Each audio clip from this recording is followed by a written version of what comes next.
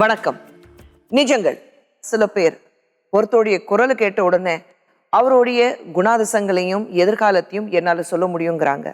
இன்னும் சில பேர் ஒருத்தருடைய ஜாதகத்தை பார்த்த உடனே அந்த ஜாதகக்காரருடைய எதிர்காலத்தை என்னால நிச்சயமாக சொல்ல முடியுங்கிறாங்க. இது சாத்தியமா? ஜாதகம், கைரேகை, எண் கணித ஜோதிடம், கிளி ஜோசியம் என ஏகப்பட்ட முறையில் ஒருவரின் எதிர்காலத்தை கணித்து பலன் சொல்ல முடியும் என்று பொதுவான ஒரு நம்பிக்கை இருக்கிறது. ஆனால் குரலை கேட்ட மாத்திரத்திலேயே பலன் சொல்ல முடியும், ஆளை பார்த்த உடனேயே அவரின் எதிர்காலத்தை கணிக்க முடியும் என்று சிலர் கூறுகின்றனர். அவர்கள் கூறுவதெல்லாம் சாத்தியமா? என் பேர் ஸ்ரீ சுந்தரவள்ளி. நான் கோவை மாவட்டம் பொள்ளாச்சியிலேருந்து வந்திருக்கேன். நான் பேசுவதெல்லாம் நிஜம். வணக்கம். வணக்கம்.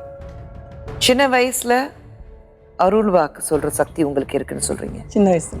எந்த வயசுல? 12 வயது, 6வது படிக்கிறேன். அது எப்படி உங்களுக்குள்ள இருக்குன்னு உங்களுக்கு தெரிய வந்தது?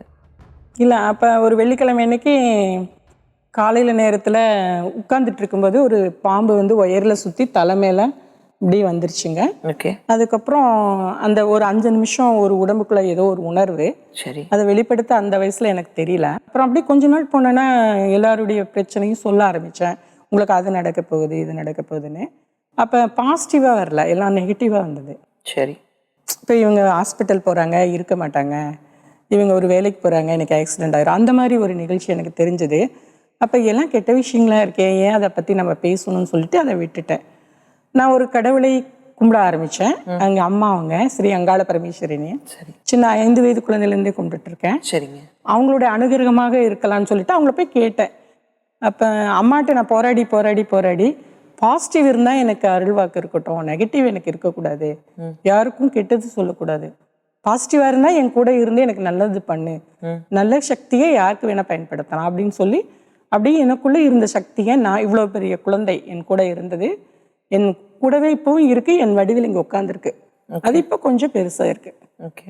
அவங்க தான் இப்போ என் கூட பேசிட்டு இருக்காங்க. இப்போ நான் வந்து ஃபோனில் ஒருத்தர் நம்பர் கேட்டால் அவங்க வயசு பேர் சொன்னால், ஏன் வயசு கேட்குறேன்னா, இப்போ நீங்கள் பேசுகிறீங்கன்னா உங்களுக்கு என்ன வயசுன்னு எனக்கு தெரியாமல் இயற்கை இந்த இறைசக்தி அந்த கிரகநிலை இதெல்லாம் தெரியறதுக்காக வயசு மட்டும் கேட்பேன். ஓகே. கேட்டு அவங்களுக்கு அவங்களா ப்ராப்ளம் இது எப்படி தீர்வாகுன்னு கேட்டாலும் பதில் சொல்வேன். இல்லை அவங்களுக்கு இப்போ எப்படி இருக்குது அப்படிங்கிறதும் சொல்ல முடியும். நீங்கள் சொன்னீங்க சின்ன வயசுல இருக்கும்போது தலையில் பாம்பு விழுந்தது. பாம்பு விழுகலை, மேலே இருந்தது இப்படி நம்மளுடைய ஒரு அழுத்தம் இப்படி. அது வந்து என்னை கடிக்கலை, எதுவும் செய்யலை. அதை பக்கத்தில் என்ன பண்ணுவாங்க, ஒரு கூட்டு குடும்பமாக இருக்கும்போது அதை எடுத்து அப்புறப்படுத்தி வெளியே போட்டாங்க. ஆனால் எங்கே போனாலும் அதனுடைய தொடர்பு என் கூட எப்பவுமே இருந்துகிட்டே இருந்தது. ஆனால் கும்பிடுற தெய்வமும் புத்துக்குள்ளே இருக்கிற மேல்மலைனூர் அம்மா, எங்கள் வீட்டு பக்கத்துலேயே எங்கள் ஊர்லேயே இருக்கிற அங்காள பரமேஸ்வரி அம்மா, அதுதான் என் கூட இப்போ பேசிட்டு இருக்கிற சக்தி. இது எல்லாருக்கும் தெரியும், எங்கள் ஊரில் எல்லாருக்கும் தெரியும். இப்போ நீங்கள் சொல்கிறீங்க ஃபேஸ் ரீடிங் பண்ண முடியும். என்ன ஒரு நம்பர் சொன்னால் சொல்ல முடியும். இல்லை, புரியல எனக்கு. நம்பர்னா ஒரு நம்பர் நீங்கள் சொன்னீங்கன்னா அந்த நம்பருக்கு நீங்கள் சொன்னீங்கன்னா அந்த நீங்கள் சொல்லணும். இப்போ உங்களுக்கு என்னன்னு சொல்லிடுவேன் நான். ஒருத்தர் வந்து உட்கார்றாங்க, அவங்க ஒரு நம்பர் சொல்கிறாங்க, ஓகே, அவங்களுக்கு என்ன பலன்னு சொல்லிடுவேன். இது வந்து ஜோதிடம் கிடையாது. ஆருடம் எதிர்காலம் சொல்கிறீங்களா? எதிர்காலம் சொல்லுவேன், பழசு முதல் சொல்லுவேன். அது கரெக்டாக வந்தால் ஏதாவது ஒரு சிலருக்கு சிறு தவறு நடந்திருக்கலாம், தவறாக வரலாம். சரிங்க. இன்னைக்கு வந்து ஒரு 3 எலுமிச்சங்கனியில் மந்திரிச்சு கொடுத்தது, நான் சாமியை கும்பிட்டு எனக்கு அப்போதான் அந்த பவர் என் கூட இருக்கிறது தெரியும். அவங்களுக்கு நம்ம யூட்டஸ் கர்ப்பப்பையில் இவ்வளோ பெரிய கட்டி இருந்தது, ஆப்ரேஷன் தியேட்டர் வரையும் போனாங்க. அவங்களுக்கு வந்து இந்த மாதிரி ஒரு அம்மா இருக்காங்க, நீங்கள் போய் அவங்கக்கிட்ட கேளுங்க அப்படின்னு ஒரு அவங்களுக்கு ஒரு மனதில் பட்டிருக்கு. அவங்க என்ன நாடி வந்து கேட்டாங்க. எலுமிச்சம்பழம் கொடுத்துட்டு, உனக்கு வகுத்தில் ஏதோ பிரச்சனை இருக்கு, என்னன்னு எனக்கு தெரியாது, என் கூட சக்தி இருக்கிறது என்னால் உணர முடியல, 3 மாதம் கழிச்சு நீ என்னை வந்து பாரு, அதுவரை என்னை வந்து பார்க்கக்கூடாதுன்னு சொன்னாங்க. அவங்க 3 மாதம் கழிச்சு ஃபஸ்ட்டு ஸ்கேன் ரிப்போர்ட் இருக்குங்க, டாக்டர் ரிப்போர்ட் இருக்கு, ஆப்ரேஷன் தியேட்டருக்கு போகிறதுக்குன்னு எல்லாமே பண்ணிட்டாங்க. ஆனால் அவங்க வேண்டான்னு திரும்பி வந்துட்டாங்க. ஏன்னா அவங்கள பார்க்கறதுக்கு ஆள் இல்லை, ஆப்ரேஷன் பண்ணால் பார்க்கறதுக்கு ஆள் இல்லைன்ட்டு வந்துட்டாங்க. என்கிட்ட வந்த பிறகு 3 மாதம் கழிச்சு என்னை வந்து பார்த்தாங்க. கரெக்டாக 3 மாதம் கழிச்சு 90வது நாள் என் காலை வந்து தொட்டு வணங்கினாங்க. எதுக்கு இப்படிலாம் பண்ணுறீங்க, என்ன காரணம் அப்படின்னு கேட்டேன். இல்லை, நான் வணங்குற தெய்வம் நீங்க வணங்குற தெய்வம் ஒண்ணுதான் என்னை காப்பாத்திருச்சுன்னு சொன்னாங்க. நீங்க ஃபேஸ் ரீடிங் பண்ணுவீங்க, என் மனசுல என்ன ஓடுது அதை உங்களால சொல்ல முடியும் சொல்றீங்க. சொல்ல முடியும். ஒரு நம்பர் கொடுத்தேன்னா உங்களால சொல்ல முடியும். 3 3ன்னு சொன்னா குருங்கிற ஆதிக்கத்துல இருக்கவங்க. நீங்க ஒருத்தருக்கு லீடரா தான் இருப்பீங்க. இன்னும் 7 மாசத்துல நீங்க இருக்கிற போஸ்டிங்ல ஒரு பெரிய பதவி உங்களுக்காக காத்துட்டு இருக்கு. புகழோட இருப்பீங்க. செவ்வாய் இருந்தாதான் ஒரு பதவி எல்லாமே கிடைக்கும். இல்ல மைண்ட் ரீடிங் சொல்லும்போது இப்போ நம்ம மனசுல என்ன ஓடிக்கிட்டு இருக்கோ அதுதான் இப்போ நான் சொல்றேங்க. உங்க மனசுல அதான் நான் மறுபடியும் உங்ககிட்ட கேட்கறதுக்கு அர்த்தமே அதுதான். ஏன்னா நீங்க என் மனசுல இப்போ என்ன ஓடிக்கிட்டு இருக்குன்னு அதுக்கு வரவே இல்லையே நீங்க. அதான் குழந்தைகள் சம்மந்தப்பட்டதை நினைச்சிட்டு இருக்கீங்க. அது நல்லபடியா அதுவும் கிடையாது. அப்படிங்களா? வேற என்ன மேடம் நினைக்கிறீங்க சொல்லுங்க. அதுதான் நீங்க தான் ஃபேஸ் ரீடிங் பண்றீங்க. நான் ஃபியூச்சரே கேட்கல. என்னோட ஃபியூச்சர் என் கையில இருக்கு. நான் ஃபியூச்சரே கேட்கல. ஃபேஸ் ரீடிங்னா இப்போ நம்ம மனசுல என்ன ஓடிக்கிட்டு இருக்கு அதுதான் கேட்டேன் நான். அதுதான் சொல்றேன். நீங்க செய்யற எந்த விஷயமும் நம்ம போயிட்டு இருக்கிற அந்த இது கரெக்டா இருக்காங்கிறது தான் எப்பவுமே யோசிச்சுட்டு இருக்கீங்க. அதுதான் இப்ப நீங்க நினைக்கிறீங்கன்னு எனக்கு தோணுதுங்க. சரி, அது டாபிக் விட்டுருவோம். இப்போ நான் கேட்குறேன், இன்னைக்கு நம்ம தமிழ்நாடு எடுத்துட்டோம்னா இந்த வருஷம் 2017 தமிழ்நாடுக்கு எப்படி இருக்கும்? அதாவதுங்க, இன்னைக்கு நம்ம அரசியல் பேச எனக்கு விருப்பம் இல்லை. தமிழ்நாடுங்கிறது போராட்ட களத்தை பார்த்து தான் ஜெயிக்கக்கூடிய காலகட்டம். செவ்வாய் மறைவில் இருக்காருங்க. இப்போ 2017 முடிகிற வரைய நிறைய போராட்டங்களை, நல்ல பேரிடர்களை, மழை வேணுங்கிற இடத்துல பெய்யாமல் மழை வேண்டாத இடத்துல மழையினால அழிவு.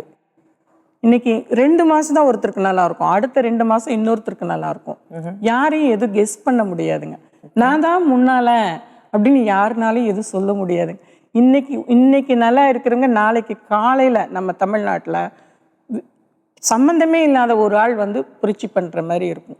கண்டிப்பாக 2017 முடிவு வரைய தமிழ்நாடு நிறைய அரசியல் எல்லா விஷயத்திலையும் போராடி தான் ஜெயிக்க வேண்டியிருக்கும். எதுவும் போராட்டம் இல்லாமல் எனக்கு ஈஸியாக ஒரு சாதாரண ஒரு கிடைக்க வேண்டிய ஒரு பென்ஷன் கூட இனி மாசக்கணக்கில் போராடி தான் ஜெயிக்கும். நான் ஓப்பன் ஸ்டேட்மெண்ட்டே கொடுக்குறேன். அப்படி தவறு இல்லை, நல்லா நடந்ததுன்னா என்னை கூப்பிட்டு, என் நம்பர் கூப்பிட்டு திட்டலாம். அவங்களுக்கு என்ன உரிமை வேணா இருக்கலாம். அது ஓப்பனாக சொல்கிறேன். இவ்வளோ விஷயங்கள் சொல்லியிருக்கீங்க. உங்கள் குடும்பத்தை பற்றி சொல்லுங்க. யார் யார் இருக்காங்க வீட்டில்? எங்கள் வீட்டில் எங்கள் வீட்டுக்காரர் வந்திருக்காருங்க. சரிங்க. எங்கள் குழந்தைகள் 2 பேர், பெண் 1 ஆண் 1. எனக்கு சரிங்க. 2 பேரும் கல்யாணம் ஆகி நல்லா இருக்காங்க. அவங்க இந்த விஷயம் நீங்கள் தயவாக சொல்ல முடியும், உங்களால் இவ்வளோ பேச முடியும், இதுக்காக கல்யாணத்துக்கு முன்னாடி உங்களுக்கு இந்த சக்தி இருக்கு நீங்கள் உணர்ந்தீங்க. அப்போ உங்கள் கணவர் கல்யாணம் பண்ற நேரத்துல இதெல்லாம் தெரிஞ்சுக்கிட்டு கல்யாணம் பண்ணிக்கிட்டாரு? அதெல்லாம் தெரியாதுங்க அவர். சரிங்க. நானா எங்க அம்மாட்ட கும்பிட்டு என்னை புதுப்பிச்சுட்டேனே ஒழிய எனக்கு அருள்வாக்கு இருக்கு. நான் பெரிய குடும்பத்துல போய் போந்தவங்க. சரிங்க. கஷ்டங்களை தான் நிறைய பார்த்துருக்கேன். சரிங்க. இப்ப யாருடைய ஒரு ஆதரவும் இல்லைங்கும் போது தெய்வத்தை நம்பி கைதொட ஆரம்பிச்சேன். அப்ப அம்மா என் கூட உங்களை மாதிரி பேச ஆரம்பிச்சாங்க, சின்ன குழந்தை வடிவில. அப்ப அது ஏன் ஒரு நல்ல விஷயத்துக்கு நம்ம கொண்டு போக கூடாது, 4 பேருக்கு நல்லது பண்ணக்கூடாது? இப்போ ஒருத்தர் வழி தெரியாம இருக்காங்க, அவங்களுக்கு நம்ம வழி தெரியும், செல்லுல வழி காமிச்சிட்டு இருக்காங்க, அது சேட்டலைட் மூலமா காமிச்சிட்டு இருக்காங்க. நான் என் மூலமாக நிறைய பேருக்கு இன்னைக்கு பேசாத ஊமை குழந்தைகள் பேசிட்டு இருக்காங்க. 18 வருஷம் குழந்தை கிடைக்கல, அவங்க எந்த ட்ரீட்மெண்ட்டுக்கு போகாம குழந்தை கிடைச்சிருக்கு. நிறைய விஷயங்கள் சொல்லிட்டு இருக்கேன், நிறைய டிவியில் போயிட்டு சொல்லிட்டு இருக்கேன். போன வருஷம் தமிழ்நாட்டில் தண்ணி வரும், இந்த மாதிரிலாம் பேரடி வேணும்னா இதெல்லாம் நாங்கள் வெளியே சொல்லக்கூடாதுங்க மேடம், சொன்னா எங்களுக்கு நிறைய சட்டத்திட்டங்கள் சிக்கல் இருக்கு, சமூகத்தில் நீங்கள் ஒரு தீவிரவாதத்தை பயன்படுத்துறேன்னு சொல்லிடுவாங்க அப்படின்னு என்னை ஒதுக்கிட்டாங்க. எப்போ பார்த்தாலும் அருள் வாக்காளரே மூட நம்பிக்கை மன ரீதியான இவங்களுக்கு பிரச்சனைனால தான் இவங்க சாமி ஏடுறாங்கன்னு சொல்றதுனால, அப்படி மூட நம்பிக்கை இல்லைங்க மேடம், இது உண்மையிலே இருக்கு. எத்தனையோ அருள்வாக்கள் இருக்காங்க. இன்னைக்கு அருள்வாக்கு எப்படி மூட நம்பிக்கைன்னு நீங்க சொல்ல முடியும்? 12 லட்சம் பேர் பாத யாத்திரை போயிட்டு இருக்காங்க, பக்தி பெருகிட்டு தான் இருக்கு. அதனாலதான் இந்தியாவில் எல்லாரும் வாழ்ந்துட்டு இருக்கோம். எவ்வளவு புயல் மரத்தை மட்டும்தான் இது பண்ணது. ஒரு அறிவுபூர்வமா காமிங்க நிறுவீங்கன்னு ஒருத்தர் பேசுறாரு. எங்க மேடம், அறிவுங்கிறது என்ன இருக்கு? படிச்சு தனக்கு வந்ததை பயன்படுத்துறது. இது எனக்குள்ள இருந்ததை நான் பெருசுப்படுத்திட்டேன், அவ்வளவுதான். இதுக்கு யாருடைய துணையும் இல்லை, கடவுள் அணுகிறது எனக்கு இருந்தது. எனக்கு என்ன இருக்கோ அதை நான் பெருசு பண்ணிட்டேன், அவ்வளவுதான். இதுக்கு யாருடைய எங்க வீட்டுக்கார் நல்ல சப்போர்ட். 48 நாள் விரதம் இருப்போம், காவடி தூக்குறோம், எல்லா கோயிலுக்கு போறோம். ஆனாலும் முதன்மையா எனக்கு அம்மான்னு இருக்கிற தெய்வத்தை, என் தாயை வணங்குறேன். என் தாய் தான் எனக்கு முதல் தெய்வம். அடுத்தது எங்க வீட்டுக்காரர். அவர் எனக்கு விரதம் இருக்க எல்லா உரிமை கொடுத்ததுனால தானே நான் இன்னைக்கு இந்த அளவுக்கு வர முடியும். அதுக்கப்புறம் இப்போ என்னுடைய தெய்வம் என் கூடவே வாழ்ந்துட்டு இருக்கிற அந்த சக்தியை வணங்குறேன். திருவண்ணாமலையில மேல்மலையனூர் அம்மா தான் அவங்க. மூட நம்பிக்கை இல்லை, இது வந்து தெய்வ வாக்கு அவங்க சொல்லிட்டு இருக்காங்க. நீங்க சொன்னீங்க சின்ன வயசுல இருந்து உங்களுக்கு அருள் வாக்கு இருக்கு, ஒரு அம்மன் கூட வாழ்ந்துட்டு இருக்கீங்க, நீங்க அவங்கள தான் நீங்க பூஜிக்கிறீங்க, அவங்கள தான் நம்புறீங்க. ஸோ அதனால தான் அந்த அருள் வாக்கு உங்களுக்கு இருக்கு. ஆனா இன்னொன்று விஷயங்கள் சொன்னீங்க, இன்னைக்கு எந்த அளவுக்கு மக்களுக்கு கடவுள் மேலே இருக்குது நம்பிக்கை பெருகிட்டே இருக்கு. கடவுள் மேலே இருக்குது நம்பிக்கை வேற, கடவுள் இருக்காரா இல்லையா அது தனிப்பட்ட முறையில் அவங்கவுங்களும் முடிவு எடுக்கிறது. ஆனா அதுவும் தாண்டி நீங்க தெய்வ வாக்கு இருக்கு, கடவுள் என்ன நினைக்கிறாரோ அது சொல்றீங்க, இல்லை யாரும் மனசுல என்ன நினைச்சிட்டு இருக்காங்களோ அதுவும் நீங்க சொல்றீங்க. இது எந்த அளவுக்கு நீங்க சாத்தியம் சொல்றீங்க? சாத்தியம்னா இது 15 வருஷமா நான் இந்த லைன்ல இருந்துட்டு தான் மேடம் இருக்கேன். ஒரு திடீர்னு ஒருத்தர் ஃபோன் பண்றாங்க, என் பேர் சொல்றாங்க, அவங்களுக்கு எனக்கு கல்யாணம் ஆகலை மேடம் என்ன பண்ணான்னு கேட்குறாங்க, எனக்கு குழந்தை இல்லை என்ன பண்ணான்னு மேடம் கேட்குறாங்க, இது பண்ணுங்க இப்படி இருங்க அப்படின்னு சொல்றாங்க. நிறைய பேருக்கு நடந்துட்டு இருக்கு. என் மேல வச்சிருக்கிற நம்பிக்கை, என் கூட இருக்க சக்தி நம்பி நான் சொல்லிட்டு இருக்கேன். அது இன்னைக்கு நடந்துட்டு இருக்குங்க மேடம். இல்ல நான் உங்க மேல இருக்கிற சக்தியும் இல்ல உங்க மேல வச்சிருக்கிற நம்பிக்கையில சந்தேகப்படல நானு. நீங்க படல, அதை வச்சுதான் நான் எல்லாத்தையும் சொல்லிட்டு இருக்கேன். யாருமே எனக்கு முகம் தெரியாத ஒரு நபருக்கு அருள்வாக்கு சொல்லணும்னா அவங்கள பத்தி எனக்கு எப்படி தெரியும்? எங்கேயோ இருந்து பேசுறாங்க, லண்டன்ல இருந்து பேசுறாங்க, இன்னைக்கு சிங்கப்பூர்ல இருந்து பேசுறாங்க, எனக்கு ஹைதராபாத்ல பேசி ஒருத்தர் குழந்தை கிடைச்சிருக்கு, அவங்க சர்வசாதாரணமா பார்த்துருக்கேன். அப்ப சொன்னது நடந்திருக்குன்னு அவங்க கூப்பிட்டு தேங்க்ஸ் சொல்றாங்க. அப்புறம் நான் வந்து யாரையும் வந்து கம்பல்சரி நீ என்கிட்ட வந்து கேட்கணும் கட்டாயப்படுத்துறது இல்ல. உங்களுக்கு விருப்பம் இருந்தால் என்கிட்ட வந்து கேட்டு தெரிஞ்சுக்கலாம். சரி, நாங்க ஒரு நம்பர் டயல் பண்ணியிருக்கோம், எங்களுக்கு தெரிஞ்ச ஒருத்தர் லைன்ல இருக்கிறாரு. ஹலோ. ஹலோ சார் வணக்கம். வணக்கம், எப்படிமா இருக்கீங்க? நல்லா இருக்கேன் சார், நீங்க நல்லா இருக்கிறீங்களா? நல்லா இருக்கேன் சார். உங்க பேர் நான் இங்க சொல்லல, ஏன்னா சுந்தரவல்லீஸ்வரிமா வந்திருக்காங்க பொள்ளாச்சில இருந்து. ஓகே. உங்ககிட்ட பேசிட்டு உங்களை பத்தி சில விஷயங்கள் சொல்ல போறாங்க, நீங்க பேசுங்கம்மா. சொல்லுங்க சார், உங்க பேர் சொல்லுங்க. பேர் சொல்லிட்டாக்கா ஹிஸ்டரி தெரிஞ்சிடும்ல. ஓ அப்படி சொல்றீங்களா? அவங்க சரி, ஒரு நம்பர் சொல்லுங்க சார். நம்பர் எதுக்குள்ள சொல்லணும்? 10க்குள்ளயா 100க்குள்ளயா? நம்பர் 9க்குள்ள சொல்லுங்க. அப்படியா? 89. 89. 89. சரி, என்ன வயசு இருக்கு சார் உங்களுக்கு? என்ன வயசு இருக்கும் சார் உங்களுக்கு? எனக்கு வந்து ரொம்ப குறைச்ச வயசு தான்மா. எவ்வளவு? 66+1. என்ன சார்? 67. 67. 67. இப்ப பாத்தீங்கன்னா இவங்க வந்து ஒரு 67 வயதுன்னு சொல்றாங்க. 87 89 சொன்னாங்களா? 89 சொன்னாங்க. அப்ப 8 நம்பர். இப்ப இவங்க வந்து ஒரு சரியான ஒரு தீர்வான முடிவு எடுக்கிற ஒரு மிகப்பெரிய ஒரு ஆளாதான் நம்பராக தான் இருப்பாங்க. 8ஆம் நம்பருக்கு சம்பந்தக்கூடியது. சரிங்க. 9 கழிச்சிருங்க, 8 வச்சுக்கலாம். சரிங்க. 8 9ல 9 வந்து எது கூட ஆட் ஆகாது. நான் நம்பர் மட்டும் தான் கேட்டேன். இப்போ 8ல் இருக்கிறதுனால இவங்களுடைய ஆதிக்கம் சனி திசையா இருக்கும். இதுல பவர்ஃபுல் மேனா இருப்பாங்க லைஃப்ல. இப்போ 67ல எல்லாமே சாதிக்கக்கூடிய திறனுடைய ஒருத்தராக இருப்பாங்க. வெல் டு செட்டில் எல்லாமே. கடவுள் அனுகிரகம் அவங்களுக்கு இருக்கு. அது வந்து மதம் கேட்காதீங்க, அவங்களுடைய நம்பிக்கையில அவங்களுடைய கடவுள் அனுகிரகம் கரெக்டா போயிட்டு இருக்கு. போற பாதை கரெக்டா இருக்கு. 2 வருஷம் இவருடைய தொழில போன 2015 14ல பிரேக் ஆயிருப்பாரு. உண்மையா இல்லைன்னு அவரு ஆமா சார். நீங்க 2014ல ஒரு பிரேக் இருந்ததா? ஒரு பிரேக் இருந்தது அவங்க தொழில்ல ஒரு பிரேக் 15ல. அவங்க சொல்றது ஓகே. ஓகே. அது கொஞ்சம் நல்லா இருக்காருங்க. இப்ப உங்களுக்கு இப்ப நாங்க பேசிட்டு இருக்குது செவ்வாய் ஓரியில பேசிட்டு இருக்கோம். நீங்க 8ஆம் நம்பருக்கு சம்பந்தப்பட்டதான சனி ஆதிக்கம் இருக்கிறதுனால 2 வருஷத்துல சாதனையாளர் பட்டியல வர போறீங்க. உங்களுடைய பெயர் வந்து ஒரு சாமி பெயருக்கு உண்டான பெயர். சாமியினுடைய பெயர் வரணும். கிருஷ்ணர் சாமிக்கு சம்பந்தப்பட்ட எத்தனையோ பெயர் இருக்கும். அது கிருஷ்ணர்னா எத்தனையோ பெயர் இருக்கு. அதுல அந்த சாமி பட்ட குடும்ப பெயரோட சேர்ந்துதான் உங்க பெயர் இருக்கும். சாதனையாளர் பட்டியல 2 வருஷத்துல வந்துருவாங்க. இவங்களுக்கு எல்லாமே இன்னைக்கு வந்து ஒரு பெரிய இழப்புங்கிறது எதுவுமே இல்லை. எல்லாம் ஒரு ஸ்ட்ரெயிட்டா போயிட்டு இருக்கு. அதாவது என்ன சொல்லுவாங்க, ஒரு சிலர் பார்த்தீங்கன்னா எப்போ ஒரே மாதிரி இருப்பாங்க மேடம். ஒரு சிலர் பார்த்தீங்கன்னா ரொம்ப மேலே போவாங்க, திடீர்னு கீழே வந்துடுவாங்க. இவங்க அப்படி இல்லை. எப்பவுமே வந்து இவருடைய 32 வயதுல இருந்து ஒரு எய்ம்ல வந்து ஆனால் கொஞ்சம் கொஞ்சம் கஷ்டம் இல்லாமல் எதுவும் முயற்சி பண்ண முடியுங்களா?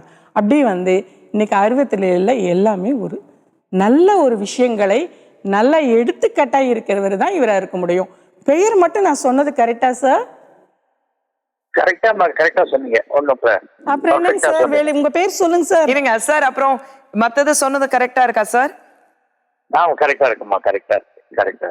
சரி. அது 8 ஆதிக்கம் அப்படின்றது கரெக்ட். ஏன்னா என்னுடைய டேட் ஆஃப் பர்த் 26/12/1950. அதுவும் 2 8 வரும். சரிங்க. சோ அதுவே 8 வருது உங்களுக்கு. ஆமா, 2 8 வரும். அதனாலதான் என் நேம் வந்து டோட்டல் 8 வந்த போது நான் பேர் மாத்தி சொன்னா 5 நான் மாத்திட்டேன். இருங்க, பேர் சொன்னா நான் கண்டுபிடிச்சிருவேன், எல்லாரும் தெரிஞ்சுட்டு மறைச்சு வச்சேன். இல்ல சார், அப்புறம் சரி, அவங்க பேர் விஷயத்த சொன்னாங்க, அதுவும் கரெக்ட் தானே? ஆமா, கரெக்ட். சரிங்க. என்னுடைய ஃபுல் நேம் வந்து வெளியில தெரியாது. என்னுடைய ஃபுல் நேம் வந்து சந்திரசேகரன். சந்திரசேகரன். சந்திரங்கிறது என்னங்க, கிருஷ்ணருக்கு சம்பந்தப்பட்ட குடும்ப பெயரும் கூட இருக்கலாம். அவங்க குடும்பத்தில் அந்த மாதிரி இன்னொரு பெயர் கூட வரலாம், சந்திர அப்படி தான் வரலாம். நான் சொன்னது கரெக்டாங்க சார்? இல்ல, குடும்பத்துல அது மாதிரி ஒண்ணும் இல்ல. இது வந்து சரி, சந்திரசேகர். சரிங்க. So, உங்க ஆக்சுவல் பேர் வேற வந்து ஏதாவது கேக்குறதுன்னா கேளுங்க. வேற ஏதாவது கேட்கணுமா சார்? இல்ல, ஒண்ணும் இல்ல. ஏன்னா நான் கேட்டா பர்சனலா கேட்கணும். இது உலகம் முழுக்க கேட்குமே நான் கேட்டேன். சார், உங்க பேர் ரிவீல் பண்ணிடலாமா கண்டிப்பா. சார்? ப்ளூ சம்பந்தப்பட்ட பண்ணிடலாம் ட்ரெஸ் சார். போட்டிருப்பாருங்க ஓகே, நம்ம மத்தியில பேசிட்டு இருக்க மேடம். ப்ளூ சம்பந்தப்பட்ட ட்ரெஸ் போட்டிருக்காருன்னு கேளுங்க. கொஞ்சமாவது ப்ளூ, ஏதாவது கிரே ப்ளூ போட்டிருக்காருன்னு கேளுங்க. Sir, grey blue. Blue shirt தான் போட்டிருக்கேன். Blue shirt right. ஆனா இன்னைக்கு சாட்டர்டே, அதனால தான் நீங்க ப்ளூ போட்டிருக்கீங்களா சார்? அதனாலயும். ஆனா மெயினா நான் வந்து ஹேங்கர் கிட்ட போகும்போது இதான் கிட்ட எடுத்தது, அதான் எடுத்தேன். ரைட் சார், நம்ம கிட்ட பேசிட்டு இருக்கவர் எஸ்வி சேகர் அவர்கள் தான். அப்படிங்களா? ரொம்ப நன்றி sir. Thank you so much sir. ஏன்னா இந்த மாதிரி நிகழ்ச்சி Thank you. பண்ணும்போது you coming forward and talking to us, it's an honor sir. Thank you, very very nice. Because நிறைய பேர் வந்து இந்த ஜோதிடம் ஜாதகம்லாம் பொய் எல்லாம் சொல்லுவாங்க. It is a very good science, provided we should approach the right people. Thank you sir. Thank you ma'am. Sir. Right. So நீங்கள் SV Sekar sir கிட்ட பேசும்போது சில விஷயங்கள் சொன்னீங்க. எஸ் சொன்னாங்க, ஆனால் நிறைய பேர் இருக்காங்க இந்த மாதிரி. எல்லாரும் கூப்பிடலாங்க மேடம். இல்லை, நான் கூப்பிடுறதுக்காக சொல்லலை. நம்பிக்கையோட இருக்காங்க, சில பேர் நம்பிக்கை இல்லாமல் இருக்கிறாங்க. நம்பிக்கை இருக்கிறவங்களோட சரி, ஆனால் நம்பிக்கை இல்லாதவங்களுக்கு அப்படி உங்ககிட்ட வருவாங்க சில பேர். வருவாங்க. அவங்களுக்கு என்ன சொல்வீங்க? நிறைய பேர் திட்டிருக்காங்க, நீ என்ன அருள்வாக்கு சொல்ற, நீ ஏதாவது ஜோதிடம் கற்று வச்சிருக்க. எனக்கு ஜோதிடம் தெரியாது, நான் கட்டம் பார்த்து பேசலை. இப்போவாது உங்ககிட்ட கண்ணை மூடி திறந்து பேசிட்டு இருக்கேன். ஃபோன் பண்ணும்போது கண்ணை மூடி தான் பேசிட்டு இருப்பேன். எனக்கு யாருன்னே தெரியாது. நான் ஜோதிடம் கற்றுக்கல, எங்கே போய் புக் எடுத்து படிக்கல, இன்னைக்கு நியூஸ் என்னன்னு எனக்கு தெரியாது. நான் எதையுமே கற்றுக்கல. என் கூட இருந்த தெய்வத்தை நீ வழி நடத்து, நல்லது செய்யறதுனா என் கூட இரு. நான் ஒரு லைனில் போயிட்டு இருக்கோம். அதை வந்து மற்றவங்களுக்கு நல்லதாக இருக்கும். எதிர்மறையாக வரவங்க கூட என்கிட்ட டோட்டலாக சரண்டர் ஆயிடுவாங்க. நடக்கும், நடந்தே தீரும், நீ வேண்டானாலும் அது நடந்தே தீரும். நீ இத்தனை நம்பரில் பிறந்திருக்கேன், எனக்கு கல்யாணமே ஆகாதுங்க மேடம், நான் சேலஞ்ச் பண்ணுறேன், போஸ்ட் அடித்து உங்கள் பேரை கெடுத்துடுறேன்னாங்க. கல்யாண மனைவியோட வந்து ஆசீர்வாதம் வாங்கிட்டு போகிறவங்க நிறைய பேர் இருக்காங்க. நம்ம மத்தியில் ஃபோன் லைனில் இன்னொரு ரொம்ப பிரபலமான ஒருத்தர் இருக்கிறாரு. சார் வணக்கம். வணக்கம், சொல்லுங்க சார். எப்படி இருக்கீங்க? நல்லா இருக்கேன். நம்ம மத்தியில் ஒரு அம்மா இருக்காங்க, அவங்க தெய்வ வாக்கு சொல்லுவாங்க. Okay okay okay. மனோபாலா அவர்கள் லைன்ல இருக்கிறாரு. உங்க வயசு சொல்லுங்க சார்.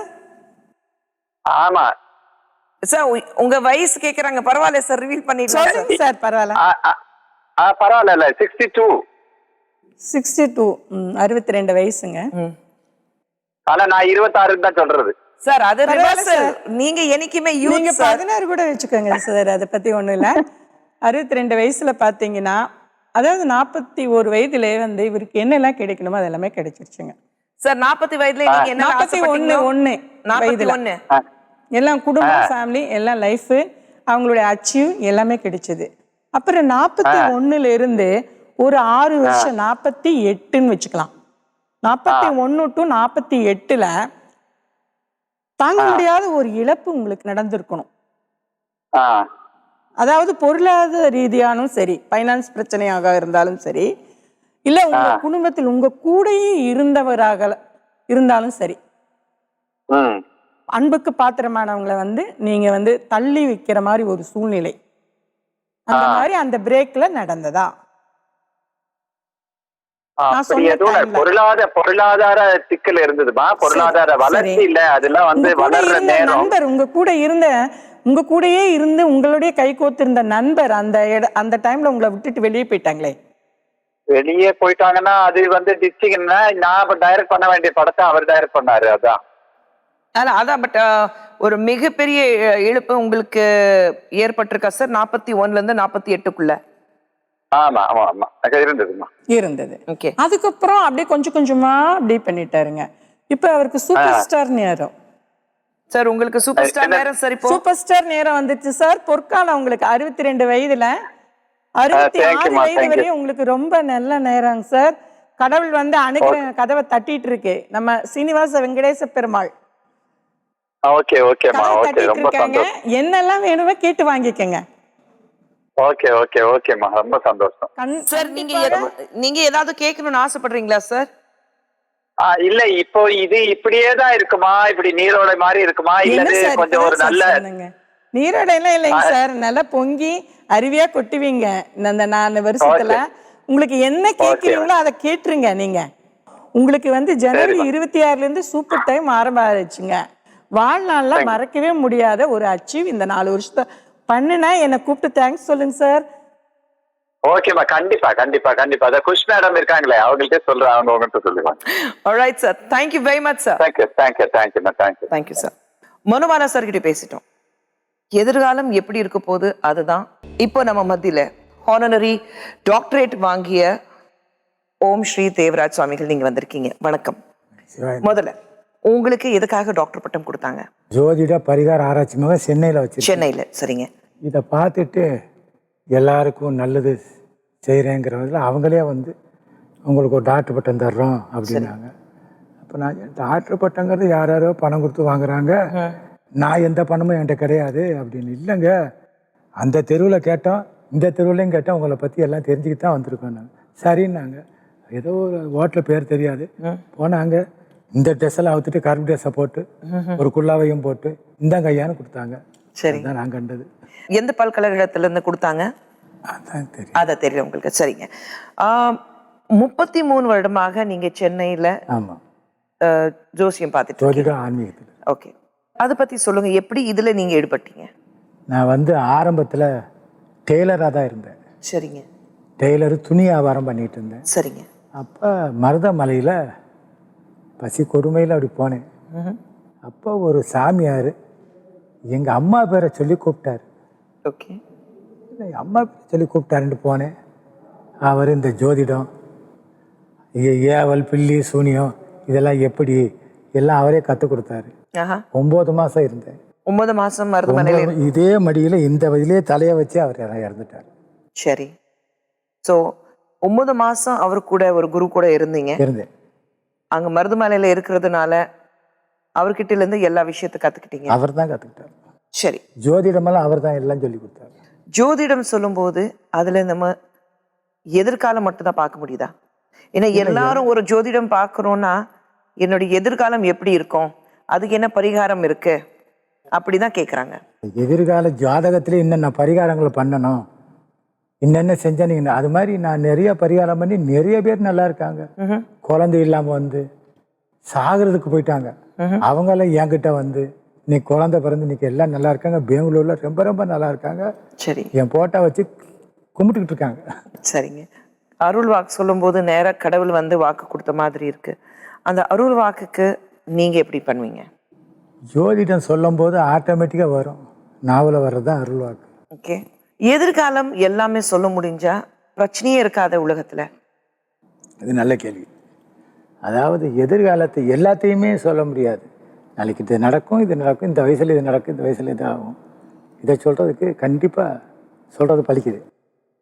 இல்லை, அதான் சொல்றேன். இப்போ நாளைக்கு இது நடக்க போகுது அப்படி சொல்லும்போது முன்னெச்சரிக்கையாக எல்லாமே பண்ணிடுவாங்க, என்ன பரிகாரம் பண்ணாலும். ஆனா ஒரு எதிர்காலம் நமக்கு தெரிய வருதுன்னா நாளைக்கு எந்த பிரச்சனையும் சந்திக்கணும்னு அவசியமே கிடையாது. கரெக்டான வார்த்தை தான். அதாவது 5 விரல் மாதிரி ஒன்று கரெக்டாக இருக்கும், ஒன்று கரெக்டாக இருக்காது. என்கிட்ட நிறைய பேர் வருவாங்க, என் எதிர்காலம் நான் எப்படி இருப்பேன், எந்த வேலைக்கு போவேன், நான் என்ன படிப்பேன், இதெல்லாம் கேட்பாங்க. எல்லாத்துக்கும் சொல்லுவேன், இதில் போ, நீ இதில் போ, இதில் போ, இதில் போன்னு. அதே மாதிரி நான் சொல்லி இப்போ நிறைய பேர் ஐஏஎஸ்ஸாக இருக்காங்க. ஐஏஎஸ் ஆகி என் டிசிஷனாக ஆகிட்டாங்க. சரி. நாளைக்கு நான் எப்படி இருக்க போறேன் அப்படி எனக்கு தெரியாது. இனி வரைக்கும் என்னுடைய வாழ்க்கை என்ன இருக்குன்னு அது மட்டும் தான் எனக்கு தெரியும். கண்டிப்பாக. நாளைக்கு என்னோட வாழ்க்கை எப்படி இருக்கும் அது என் கையில இருக்கு. நான் இன்னியும் என்னுடைய வாழ்க்கையை நான் எப்படி கொண்டு போறேனோ, ஏன்னா ஆங்கிலத்துல ஒரு பழமொழி இருக்கு, you are the driver of your own vehicle. நான் என்ன வாகனத்துல பயணம் செய்கிறேனோ அந்த வாகனத்தோடைய டிரைவர், ஸ்டேரிங், கிளச், பிரேக் எல்லாமே என் கையில இருக்கு. ஸோ நான் எந்த வேகத்தில் போகிறேனோ, நான் எங்கே பிரேக் அடிக்கிறேனோ, எங்கே கியர் மாத்துறேனோ அது நோக்கி தான் என்னுடைய பயணம் இருக்கும். அதுதான் என் கையில் இருக்கு. இதில் ஜோதிடம் எங்கே வருது? ஜோதிடத்திலேயே நீங்கள் சொல்கிற மாதிரி இத்தனை இந்த நம்பரை போட்டால் இந்த நம்பர் உங்களுக்கு நல்லா இருக்கும், நீங்கள் இப்படி தான் போகணும், இதுக்கு மேலே போகக்கூடாது, இதெல்லாம் நான் நிறைய சொல்லியிருக்கேன், நிறைய பேருக்கு சொல்லியிருக்கேன். எல்லாம் நல்லா இருக்காங்க. நிறைய பேர் இந்த ஜோதிடம், எதிர்காலம் இதுலேயே ஈடுபடுறாங்க. ஸோ இது எந்த அளவுக்கு நம்பிக்கைன்னு ஒன்று இருக்கு பாருங்க. எது நம்பி இதில் இருக்காங்கன்னு நான் கேட்குறேன். நம்பிக்கை தான் ஜோதிடம். என்கிட்ட வர்றவங்கெல்லாம் என்ன சொல்லுவேன்னா, நான் செய்கிற பரிகாரத்தை விட நீங்கள் என் மேலே வச்சு நம்பிக்கை தான் உங்களை காப்பாற்றும். என்ன சாமியாட்ட போகிறோம், ஒரு டாக்டர்கிட்ட போகிறோம், டாக்டர் ஒரு ஊசி என்ன ஊசி போடுறாரோ தெரியாது, நீங்கள் அந்த டாக்டர் மேலே வச்சுக்க நம்பிக்கை தான் உங்களுக்கு உடம்பு நல்லாகும். அவர் கொடுத்த மருந்தை விட நீங்கள் அவர் மேலே, இந்த டாக்டர் மேலே வச்சுக்க நம்பிக்கையிலேயே உங்களுக்கு உடம்பு நல்லாயிரும். நம்பிக்கை தான் வாழ்க்கை. அதான் நம்பிக்கை தான் வாழ்க்கை. ஸோ தன் உழைப்பு நம்பி வாழ்க்கை கிடையாதா? தன்னுடைய திறமை நம்பி வாழ்க்கை கிடையாதா? திறமை தான், திறமையிலேயே நம்பிக்கை அதை விட பெருசாக இருக்கும். தன் திறமை மேலே நம்பிக்கை இருக்கும். நாளைக்கு என்னுடைய எதிர்காலம் நல்லா இருக்கணுங்கிறதுக்காக இன்னைக்கு நான் அதுக்காக உழைக்கணும். கண்டிப்பாக. ஸோ நீங்கள் இது எப்படி சொல்லி கொடுப்பீங்க, எப்படி புரிய வைப்பீங்க? ஜாதகத்தை வச்சு அதனுடைய விவரமெல்லாம் கிளீனாக சொல்லிடுவேன். சரிங்க. இப்படி தான் இருக்கணும், இப்படி தான் இருக்கணும். ஒருத்தர் வந்தாங்க, என் மகளுக்கு எப்போ கல்யாணம் பண்ணணும் அப்படின்னு வந்து கேட்டாங்க. உன் மகளுக்கு 1 வருஷத்துக்கு முன்னாடி கல்யாணம் ஆயிடுச்சுன்ட்டு. அவங்க அப்படியே ஒரு மாதிரியாக எழுந்துச்சி போயிட்டாங்க. போயிட்டு சாமியார் 1 வருஷத்துக்கு முன்னாடி என் பொண்ணு கல்யாணம் ஆச்சுன்னு சொல்கிறாரு, என் பொண்ணு குறிஞ்சதில் நிம்மராத பொண்ணு அப்படின்னு திருநெல்வேலியிலேருந்து ஒரு மாப்பிள்ளையை கொண்டு வந்தாங்க. சரி. திருநெல்வேலியிலேருந்து மாப்பிள்ளை கொண்டு வந்து பேசியெல்லாம் முடித்தாங்க. நாளைக்கு நிச்சயம் பண்ண வர்றாங்க, இன்றைக்கி பொண்ணை காணோம். அப்புறம் என்ன ஆச்சுன்னா ஆளை காணோம். அவங்க திருப்பதி போய் கல்யாணம் பண்ணிவிட்டு நேராக எச்சித்திரி போலீஸ் ஸ்டேஷன் வந்துட்டாங்க. ஓகே. போலீஸ் ஸ்டேஷன் வந்து 1 வருஷத்துக்கு முன்னாடியே காலேஜ் படிக்கும்போது ரிஜிஸ்டர் மேரேஜ் பண்ணியிருக்காங்க. அது இந்த ஜாதகத்தில் நான் கண்டுபிடிச்சிட்டேன். எப்படி கண்டுபிடிச்சிங்க? அந்த கிரகத்தை வச்சு கண்டுபிடிச்சிடலாம். கிரகத்தை வச்சுட்டு கண்டிப்பாக கண்டுபிடிச்சிடலாம். சரி. ஸோ அந்த அப்போ ஜாதகத்தில் என்ன இருக்கோ அதுதான் நாளைக்கு நம்ம வாழ்க்கையில நடக்க போகுது. கண்டிப்பாக. இப்போ சயின்ஸ் இந்த மாதிரி ஜாதகம் பயங்கர வந்து ஒவ்வொரு முறையும் இது ஒரு கிளாஷ் நம்ம பார்த்துட்டு இருக்கோம், மோதிக்குவாங்க எங்கேயாவது ஒரு இடையில. அதில் நீங்கள் என்ன சொல்கிறீங்க? கத்தது கையளவு கல்லாலது கடலளவுன்னு சொன்ன மாதிரி அவங்கவுங்க கற்றுக்கிட்டதை வச்சு பேசுவாங்க. அதுக்காண்டி எல்லாமே தெரியும், எல்லாமே தெரியும்னு சொல்கிறவனுக்கு எதுவுமே தெரியாது. அதனால் அவங்கவுங்களுடைய அவங்க கற்றுக்கிட்டது தான். சரி. உங்க கூட உங்கள் மனைவி வந்திருக்காங்க. இந்த என் ஜம்சார் வந்திருக்கேன். வணக்கம். என் ஜம்சார் இல்லைன்னா நானே இல்லை. அம்மா நீங்க சொல்லுங்க, இந்த மாதிரி அருள் வாக்கு சொல்றதும் ஜாதகம் பார்த்துட்டு சொல்றதும் வீட்டில் எப்படி எல்லாமே அவர்கிட்ட கேட்டு தான் ஒவ்வொரு விஷயத்த பண்ணுவீங்களா? வீட்டில் வந்து ஆளுங்கள்லாம் வருவாங்க, மேலே போவாங்க, நான் கீழே இருப்பேன். ஜாதகம் இதெல்லாம் பார்ப்பாங்க. நான் போகிறவங்க வரவங்க எப்படி போகிறாங்க வராங்கன்னு பார்த்துக்கிட்டு. இல்லைம்மா நான் கேட்குறேன், வீட்டில் இப்போ வீட்டில் விசேஷம் இருக்கு, வீட்டில் கல்யாண விசேஷம் இருக்கு, இல்லை வேற ஏதாவது பிரச்சனை இருக்கு, நம்மளுடைய எதிர்காலம் இப்போ உங்களுடைய எதிர்காலம் எப்படி இருக்கும், இல்லை பசங்களுடைய எதிர்காலம் எப்படி இருக்கும், அது எல்லாமே ஜாதகத்தை குறுக்க வச்சுட்டு தான் எல்லாமே நடக்குதான்னு கேட்குறேன். ஆமாம், ஜாதகம் பார்த்து தான் இது பண்ண. வீட்டிலேருந்து அடிக்கடி சின்ன வயசுல ஓடி போயிடுவீங்களாமே? ஆமாம் ஆமாம். ஏன்? தாய் தப்பம் கிடையாது, எல்லாம் இறந்துட்டாங்க. சரி. நான் பெரியம்மா கிட்ட இருந்தேன். சரி. அந்த அம்மா ஏதாவது திட்டிக்கிட்டே இருக்கு, டெய்லர் வேலை தைக்கிறது சரியாக தைக்கலைன்னா திட்டுவாங்க, கத்துவாங்க. இந்த கத்தில் நிட்டு மாதிரி கிளம்புனும் போது தான் இந்த மதுரை மல்லியில் போய் மாட்டிக்கிட்டேன். சரி. அங்கே போய் நீங்க எல்லாமே கற்றுக்கிட்டு தண்ணியை மாற்றிக்கிட்டு திரும்பி ஊருக்கு வரும்போது வீட்டில் என்ன சொன்னாங்க? வீட்டில் வந்து இந்த பொண்ணை பார்த்து கல்யாணம் பண்ணிட்டேன். கல்யாணம் பண்ணிக்கோ, இல்லைன்னா நீ அங்கங்க திரும்ப ஓடி மாட்டே. போயிடுறான், அப்பப்போ ஓடிடுறான், கல்யாணத்தை பண்ணி வச்சா தான் ஒழுங்கா இருப்பான் அப்படின்னு இந்த அம்மா கட்டி வச்சாங்க. இப்போ நீங்க 9 மாசம் அங்க மலையில இருந்தீங்க, நீங்க கத்துக்கிட்டீங்க, நிறைய விஷயங்கள் தெரிஞ்சுக்கிட்டீங்க. ஸோ நீங்க திரும்பி வரும்போது ஜாதகம் பார்த்து இதுதான் கரெக்ட், இப்படிப்பட்ட ஒரு மனைவி இருந்தால் தான் நமக்கு சரி வரும். கல்யாணம் பண்ணுறதுக்கு முன்னாடி நான் கற்றுக்கிட்டேன். கல்யாணம் பண்ண பிறகு 33 வயசு வரைக்கும் நீ கஷ்டப்படுவாய், உன் மனைவி உன்னை அடிக்கும், இப்படியெல்லாம் அந்த இறந்தவர் என் கனவுல வந்து சொன்னார். ஓகே. 33 வயசுக்கு அப்புறம் மகான் போல் வாழ்வாயின்ட்டு சொல்லிட்டு போயிட்டார். சரி. அதே மாதிரி 33 வயசுக்கு கஷ்டப்பட்டேன். அடி வாங்கினீங்களா? அடி வாங்கல, கத்துனாங்க. ஏன்னா எனக்கு கோபம் வராது. அவங்களுக்கு வருமே, அவங்க மனைவி கிட்ட அடி வாங்குவேன்னு சொன்னாங்க. அது அடி வாங்கல, ஆனால் கோவப்பட்டாங்க. கோவப்பட்டாங்க. ஏன் அவ்வளோ ஆத்திரமா கோவப்பட்டாலும் இவன் கோவப்படுறானாங்கிறது ஆண்டவனுடைய சோதிப்பு. எனக்கு கோபம் என்னன்னே தெரியாது எனக்கு. தமிழ்நாட்டில் எல்லார் மனசுல இருக்கிறது ஒரு கேள்வி, 2017 தமிழ்நாடு எப்படி இருக்கும்? ஏன்னா வெள்ளம் பார்த்தாச்சு, நிறைய விஷயங்கள் பார்த்தாச்சு. 2016 ஒரு வறட்சி பார்த்தாச்சு. 2017 எப்படி இருக்க போகுது தமிழ்நாட்டுக்கு? தமிழ்நாட்டை பொறுத்தளவு நல்லா இருக்கும். சில பிரச்சனைகள் வர்றது கண்டிப்பாக வாய்ப்பு இருக்கு. எந்த மாதிரி பிரச்சனைகள்? பிரச்சனைகள்ல பெரிய அரசியல் பிரச்சனை, இந்த மாதிரி பிரச்சனை நிறைய வர்றதுக்கு கண்டிப்பாக வாய்ப்பு இருக்கு. பட் அரசியல் ஒரு பக்கம் விட்டுடுங்க, ஆனா ஜெனரலாகவே தமிழ்நாடு வேற ஏதாவது ஒரு புயலோ இல்லை ஒரு வெள்ளமோ அந்த மாதிரி ஏதாவது இயற்கையான பிரச்சனைகள் ஏதாவது வர்றதுக்கு வாய்ப்பு இருக்கா? இயற்கை பிரச்சனை 2017 வர்றதுக்கு வாய்ப்பு இல்லை. ஸோ 2017 வராது. ஏன்னா முருகனுடைய ஆதிக்கம். 17ங்கிறது முருகனுடைய ஆதிக்கம். சரி. 2018 வர்றதுக்கு வாய்ப்பு இருக்கு. நிறைய மலையில் இருக்க மிருகங்கள்லாம் டவுனுக்கு வர்றதுக்கு வாய்ப்பு இருக்கு.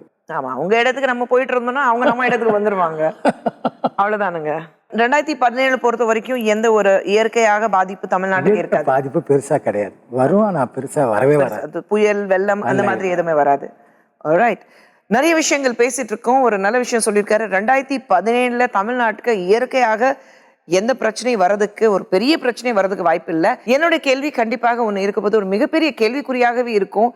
தெய்வ வாக்கு சொல்றவங்களும் இன்னைக்கு தமிழ்நாட்டில் அரசியல் பத்தி பேசுறதுக்கு ஏன் பயப்படுறாங்க? டாக்டர் குறிஞ்சி, சைக்காட்ரிஸ்ட், நீங்க வந்திருக்கீங்க. வணக்கம் மேம். நான் சொன்ன மாதிரி எப்பவுமே ஒரு பெரிய கான்ஃப்ளிக்ட் இருந்துட்டு தான் இருக்கும். நீங்க ஆன்மீகம், ஜோதிடம், அதுவும் ஒரு சயின்ஸ் தான் ஒரு வகையில். ஆனா நம்ம படிச்ச சயின்ஸ் அது பண்ணும்போது கண்டிப்பாக லாட் ஆஃப் கான்ஃப்ளிக்ட் இருக்கும், வேரியேஷன்ஸ் நிறைய இருக்கும். இது கருப்புன்னா அது வெள்ளை, அது பிங்க்னா இது சிவப்பு, அப்படிதான் ஒரு கான்ஃப்ளிக்ட் போயிட்டு இருக்கும். நீங்க என்ன சொல்ல விரும்புறீங்க? சயின்ஸும் ரிலீஜனும் நிறைய பேர் எனிமீஸ் மாதிரி பார்க்குறாங்க. இது சயின்ஸ் வந்து ரிலீஜனில் இருக்காதுன்னு. அப்படி இல்லை. ரிலீஜன்றது ஒரு பிலீஃப் சிஸ்டம். எல்லா மக்களுக்கும் ஏதாவது ஒரு நம்பிக்கை தேவைப்படுது. எல்லா மதத்துலேயும் அது மதம்ன்றது பிரச்சனையே இல்லை. அவங்களுக்கு தன்னை தவிர வேற ஏதாவது ஒரு விஷயத்து மேலே நம்பிக்கை தேவைப்படுது. அப்படி இருந்தால் லைஃப்பில் ஏதாவது பாசிட்டிவாக நடக்கும், இது வரைக்கும் இருந்த கஷ்டம் சரியாக போகும். இந்த மாதிரி அந்த பிலீஃப் தான் அவங்கள வந்து தேவையில்லாத சில விஷயங்கள் மேலேயும் நம்பிக்கை கொண்டு வர வைக்கிறது. ஃபார் எக்ஸாம்பிள் சூப்பர்ஸ்டிஷியஸ் பிலீஃப்ஸ், மூட நம்பிக்கைன்றது கூட இந்த பிலீஃப் சிஸ்டம்ல இருந்து உருவான ஒரு விஷயம். ஒவ்வொரு விஷயத்துல பார்த்தீங்கன்னா பரிகாரம் பண்ணணும்னு சொல்லுவாங்க. இது இப்படி இருக்கு, ஆனால் ஒரு சின்ன சிக்கல் இருக்கு, நீங்கள் பரிகாரம் பண்ணீங்கன்னா கரெக்ட் ஆகிடும். ஸோ அது இது வரைக்கும் எனக்கு புரியல. ஆக்சுவலாக இதை எப்படி எடுத்துக்கிறதுன்னு பார்த்தா, இப்போ ஒரு பர்சனுக்கு வந்து தன் மேலே கான்ஃபிடென்ஸ் கம்மியாக இருக்கிறப்ப தான் இந்த மாதிரி ஒரு பர்சனை போய் தேடி போய் பார்க்குறாங்க. ஸோ எனக்கு வந்து ஒரு கான்ஃப்ளிக்ட் இருக்குது, லைஃப்பில் வந்து ஒரு பிரச்சனை இருக்குது, இதை எப்படி நான் சமாளிக்கணும் எனக்கு தெரியல அப்படின்றப்ப தான் அவங்க எய்தர் அஸ்ட்ராலஜரோ இல்லை இந்த மாதிரி குறி சொல்கிறவங்க இவங்களெல்லாம் தேடி போய் அவங்க மூலமாக ஏதாவது தனக்கு ஒரு நல்ல வார்த்தை கிடைக்காதா அப்படின்றதுக்கு தான் தேடி போகிறாங்க. ஸோ அவங்க வந்து அதே வார்த்தையை கொடுக்குறப்ப, நல்ல வார்த்தை, சரி வேலைக்கு தேடுறீங்களா, வேலை உங்களுக்கு கிடைக்கும்னு சொல்கிறப்ப இவங்களோட செல்ஃப் கான்ஃபிடென்ஸ் அதிகமாகிடுது. ஸோ ஒரு இன்டர்வியூ அட்டன் பண்ண போகிறாங்கன்னா அவங்களுக்கு வந்து ஓகே அவர் சொல்லியிருக்காரு, என்னால் கண்டிப்பாக நல்லா பண்ண முடியும், அந்த இடத்துல அவங்க நல்லா பெர்ஃபார்ம் பண்ணுறாங்க. அதுக்கப்புறம் கான்சிக்வன்ஸாக என்ன ஆகுதுன்னா, ஓகே இவர் சொன்னனால தான் எனக்கு இந்த வேலை எனக்கு கிடைச்சிருக்கு, 4 பேர்கிட்ட போய் அந்த விஷயத்தை பற்றி சொல்கிறப்ப, ஸோ அந்த 4 பேரும் அவங்களை தேடி போகிறப்ப அதே நம்பிக்கை முன்னாடியே மைண்டை ப்ரிப்பேர் பண்ணிவிட்டு அவங்கள போய் பார்க்குறாங்க பாசிட்டிவாக. ஸோ இவர் நம்மளுக்கு நல்லது சொன்னால் நடக்கும். ஸோ இதனால தான் இதை பற்றின இது வந்து அவங்களோட ஆங்ஸைட்டி ஒன்று இருக்கு இல்லையா, ஜென்ரலாக எல்லா மனுஷங்களுக்கும் இருக்கிற ஒரு ஆங்ஸைட்டியை அவங்க ரிலீவ் பண்ணி விடுறாங்க, அதோட கான்ஃபிடென்ஸை இன்க்ரீஸ் பண்ணிடுறாங்க. ஸோ நடக்கும் அப்படிங்கிற ஒரு பாசிட்டிவ் மைண்ட் செட்டோடு அவங்க அந்த வேலைகளுக்கு போகிறாங்க. இப்படி நம்பிக்கை சார்ந்து ஒருத்தங்களை தேடி போறப்ப அதே பர்சன் அந்த பிலீஃப் சிஸ்டம் எக்ஸ்ப்ளாய்ட் பண்ற மாதிரி நீங்க இந்த விஷயங்களை செஞ்சா, இந்த பரிகாரத்தை செஞ்சா, இல்ல இந்த கோயிலுக்கு போய் இந்த பூஜையை செஞ்சா, இதை செஞ்சா உங்களுக்கு நல்லது நடக்கும்னு சொல்றப்ப அதை நம்ப ஆரம்பிச்சிடுறாங்க. ஸோ இந்த இடத்துல தான் பிரச்சனை ஸ்டார்ட் ஆகுது. Okay. ஒருத்தவங்களோட பிலீஃப் சிஸ்டமை எக்ஸ்ப்ளாய்ட் பண்ற மாதிரி, அது இன்டென்ஷனாலும் சிலர் வந்து அன்இன்டென்ஷனாக கூட பண்றாங்க. அதாவது இவங்க அழியணும் அப்படிங்கிற எண்ணத்துல இல்லை, சுய லாபத்துக்காக அந்த பிலீஃப் சிஸ்டமை எக்ஸ்ப்ளாய்ட் பண்ற மாதிரி சில விஷயங்கள் நடக்குது. சில பேஷண்ட்ஸ் நாங்கள் பார்த்துருக்கோம், 1 லட்சம் இல்லை 50,000 ரூபாய் இந்த மாதிரி சாதாரண ஒரு பரிகாரத்துக்கு, அவங்களுக்கு ஆக்சுவலாக சைக்காட்ரிக் ப்ராப்ளம் இருந்திருக்கும், ஆங்ஸைட்டி டிஸார்டர் இருந்திருக்கும். ஆனால் இந்த மாதிரி பர்சன்ஸை தேடி போகிறப்ப அவங்க அந்த பிரச்சனையை சரி பண்ணிக்கிறதுக்கு கோயிலில் இல்லை வேற ஏதாவது ஊர்களுக்கு போய் பூஜைகள் செய்கிறது, இந்த மாதிரி விஷயங்களுக்கு லட்சக்கணக்கான பணத்தை செலவு பண்ணியிருக்காங்க. ஸோ அதை அவாய்ட் பண்ணுறதுக்கு தான் இதுக்கு அகெயின்ஸ்டாக இப்போ டாக்டர்ஸோ இல்லை சைக்காட்ரிஸ்டோ இந்த பிலீஃப் சிஸ்டம்மை மிச்சவங்க எக்ஸ்ப்ளாய்ட் பண்ணிடக்கூடாது, அது சுய லாபத்துக்காகவும் இல்லை தனக்கு பணம் சம்பாதிக்கிறதுக்காகவும் தப்பான வழியில் அவங்கள கைட் பண்ணிடக்கூடாதுங்கிறதுக்கு தான் கவர்மெண்ட்டும் சரி நிறைய மென்டல் ஹெல்த் அவேர்னஸ் ப்ரோக்ராம்ஸ்லாம் கண்டக்ட் பண்ணிட்டு இருக்காங்க. இல்லை இப்போ நிறைய பேர் என்னன்னா, கடவுள் நம்பிக்கை இருந்தா கண்டிப்பாக இந்த மாதிரி மூட நம்பிக்கைகள் இருக்கும் அப்படி சில பேர் நினைக்கிறாங்க. அதாவது ரிலீஜியஸ் பிலீஃப்ன்றதும் கடவுள் நம்பிக்கைங்கிறதும் வேற. ஆனால் அதனால கண்மூடித்தனமாக எதை செஞ்சாலும் பரவாயில்லன்ற ஒரு எக்ஸ்ட்ரீம் லெவலுக்கு போகிறது தான் மூட நம்பிக்கை. ஸோ இப்போ கடவுளை சாமி கும்பிட்டா வந்து மழை வரும் அப்படின்னு நம்புறது மூட நம்பிக்கை நம்ம எடுத்துக்கலாம். அதே நேரம் நம்மளுக்கு ஒரு பர்சனலாக நமக்கு ஒரு விஷயம் நடக்கணும், கடவுள்கிட்ட போய் ப்ரே பண்ணுறனால மனசுக்கு ஒரு அமைதி கிடைக்குதுன்றது ரிலீஜியஸ் பிலீஃப்னால வருது. இப்போ கழுதைக்கு கல்யாணம் பண்ணி வச்சா மழை வருது இப்படிலாம் சொல்கிறதெல்லாம் வந்து மூட நம்பிக்கை சார்ந்த விஷயங்கள். சில நேரங்களில் சில படங்களில் கூட அதை காமிச்சு மக்களுக்கு விழிப்புணர்வு ஏற்படுத்துகிற மாதிரி கூட நடந்திருக்கு. பட் ஸ்டில் மக்களுக்கு வந்து எங்கள் ஊரில் இப்படி செஞ்சாதான் இது நடக்கும், கோஇன்சிடென்ஸாக நடக்கிற விஷயங்கள் வந்து அவங்களோட பிலீஃபை வந்து அதிகம் பண்ணிடுது. இல்லை சில விஷயங்கள் இயற்கையாகவே நடக்கும்போது இது அன்னைக்கு சொன்னாங்க, இது நடந்திருக்கு, அப்போ இதுதான் உண்மை, இது இப்படிதான் நடக்கும்னா ஒரு நம்பிக்கை வருது. இப்போ சொல்றாங்களே தெய்வ வாக்கு, கடவுள் நம்ம கிட்ட வந்து விஷயங்கள் சொல்றாங்க, அது எங்கிருந்து வருது? இப்போ இவங்க சொல்கிற நிறைய ஸ்டேட்மெண்ட்ஸ் பார்த்தா ஜென்ரலைஸ் ஸ்டேட்மெண்ட்ஸாக தான் இருக்குது. அதாவது ஒருத்தவங்க வாழ்க்கையில் அப்ஸ் அண்ட் டவுன்ஸ்ன்றது கண்டிப்பாக இருக்கும், எல்லாருக்குமே வாழ்க்கையில் ஒரே மாதிரி இருக்காது. ஸோ ஒரு 40 இயர்ஸ் அவங்க ஏஜை கேட்டுக்கிறாங்க. ஸோ அந்த ஏஜுக்கு ஏற்ற மாதிரி இவங்க லைஃப்பில் இது நடந்திருக்கும், இது நடந்திருக்காதுன்றது ஸ்பெசிஃபிக்காக அவங்களால சொல்ல முடியல. ஓரளவுக்கு ஜென்ரலைஸ்டாக தான் அவங்களால சொல்ல முடியுது. ஸோ அப்படி இருக்கிறப்ப அதில் வந்து 70 to 80% உண்மை இருக்குது. ஏன்னா ஒரு ரேஞ்ச் சொல்கிறாங்க, இந்த ஏஜ் டு இந்த ஏஜுக்குள்ளே இப்படி நடந்திருக்கலான்றப்ப எல்லாரோட வாழ்க்கையிலையும் அது நடக்கிறதுக்கு உண்டான பாசிபிலிட்டிஸ் அதிகம். ஸோ அது நம்மளுக்கு அதை கேட்குறப்ப ஓகே ஆமாம் நம்ம லைஃப்பில் நடந்தது இவங்க சொல்கிறாங்க அப்படிங்கிற ஒரு ஃபீல் வரும். ஸோ இதை அப்படி எடுத்துக்கலாம் நம்ம. ஸோ இது வந்து எல்லாருக்கும் இதை வந்து அக்செப்ட் பண்ணிக்க முடியுமானா நிறைய பேருக்கு முடியாது. அதாவது சஜஸ்டபிள் பர்சன்ஸாக இருக்கணும், இல்லை வல்னரபிள் பீப்புள், அதாவது இவங்களுக்கு வந்து ஏற்கனவே அந்த நம்பிக்கை இருக்கணும், தெய்வ வாக்கு சொல்கிறவங்க இருக்கிறாங்க, அவங்க சொன்னால் பழிக்கும் அப்படின்ற ஒரு நம்பிக்கையோடு யார் இவங்களை தேடி போகிறாங்களோ அப்போ இவங்க சொல்கிறப்ப அவங்களால லைஃப்பில் நடந்த இன்சிடென்ட்ஸையும் இதையும் கோரிலேட் பண்ண முடியும். ஓகே என் வாழ்க்கையில் இது நடந்திருக்கு, இதை கரெக்டாக இவங்க சொல்கிறாங்க அப்படின்னு சொல்லி அவங்க மேலே நம்பிக்கை வரும். அதை பற்றி நம்பிக்கை இல்லாமல் போகிறவங்களால அதை வந்து அந்தளவுக்கு, ஏன்னா மெமரியிலேருந்து தான் கொண்டு வரணும். ஸோ அது வந்து அவங்களுக்கு அந்தளவுக்கு நம்பிக்கையே ஏற்படாது, கிரிட்டிசைஸ் பண்ணுற மாதிரி நிறைய நெகட்டிவ். ஸோ அந்த லேடியே கூட சொன்னது சில விஷயங்கள் நடக்காம கூட போயிருக்கு. அந்த 2வது பேசின அவரும் சொன்னாரு, நான் சொல்லி சிலது நடக்காம கூட போயிருக்கு. ஸோ இது எல்லாமே ஒரு ப்ராபபிலிட்டி அண்ட் ஒரு ப்ரெடிக்ஷன். இவங்க எங்கள் லைஃப்ல இப்படிதான் இருக்கும்னு அவங்களே ஒரு ப்ரெடிக்ஷன் போட்டு, it's nothing but psycho analysis மாதிரி. நம்ம முன்னாடி வந்து உட்கார்றவங்க எந்த மைண்ட் செட்ல வந்திருப்பாங்க, ஸோ அவங்களுக்கு ஒரு பாசிட்டிவா 2 வேர்ட்ஸ் இல்லைன்னா இந்த பிரச்சனை நடந்திருக்கும் அப்படின்னு ஒரு ஜென்ரலைஸ் ஸ்டேட்மெண்ட்ஸ் கொடுக்குறப்ப அவங்களும் அவங்க மேல ட்ரெஸ் பண்ண ஆரம்பிச்சிடுறாங்க. நிறைய இடத்துல பார்த்துருக்கோம், ஒருத்தர் சாமியாரோ இல்லை ஒரு ஜோதிடம் சொல்றவங்களை நம்பி எல்லாமே அள்ளி கொடுத்துட்டு அழிஞ்சு போய் உட்காந்துட்டு இருக்காங்க. ஆமா, அதுதான் அந்த இடத்துல தான் இந்த சூப்பர்ஸ்டிஷியஸ் பிலீஃப்ஸ் வருது. அதாவது இவங்களோட நம்பிக்கையை இன்னொருத்தர் எக்ஸ்ப்ளாய்ட் பண்றதுக்கு இவங்களே அலோ பண்றாங்க. ரைட். ஸோ அந்த அவேர்னஸ் தான் மக்களுக்கு வரணுங்கிறது தான் டாக்டர்ஸோ இல்லை சயின்டிஃபிக் பீப்புளோட எதிர்பார்ப்பு. அதுதான். உங்களுக்கு கடவுள் நம்பிக்கை இருக்கு?